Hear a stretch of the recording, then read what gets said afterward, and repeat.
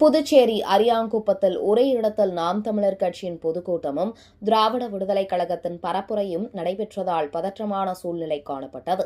நாம் தமிழர் கட்சியின் தலைமை ஒருங்கிணைப்பாளர் சீமான் சமீப காலமாக பெரியார் குறித்து சர்ச்சை கருத்துக்களை தெரிவித்து வரும் நிலையில் இதற்கு திராவிட விடுதலைக் கழகத்தினர் தமிழகம் மற்றும் புதுச்சேரியில் கடுமையான எதிர்ப்புகளை தெரிவித்து வருகின்றனர். இந்த நிலையில் தேர்தலை முன்னிட்டு அரியாங்குப்பம் பிரம்மன் சதுக்கத்தில் நேற்று மாலை நாம் தமிழர் கட்சியினர் பொதுக்கூட்டம் நடத்த அனுமதி பெற்று இதற்காக மேடைகள் அமைக்கப்பட்டு தயார் நிலையில் இருந்தன.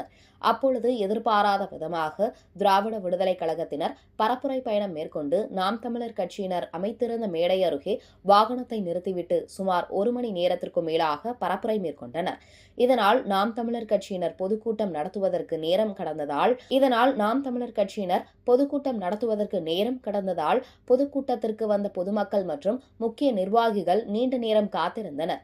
மேலும் பிரச்சார பயணம் முடிந்தும் திராவிட விடுதலைக் கழகத்தினர் வாகனத்தை அங்கிருந்து அகற்றாமல் அங்கே நிறுத்தி வைத்திருந்ததால் பதற்றமான சூழ்நிலை நிலவியது. இதனையடுத்து இரு தரப்பினரும் பரஸ்பரம் செய்து கொண்ட நிலையில் திராவிட விடுதலைக் கழகத்தினர் அங்கிருந்து புறப்பட்டு சென்றனர்.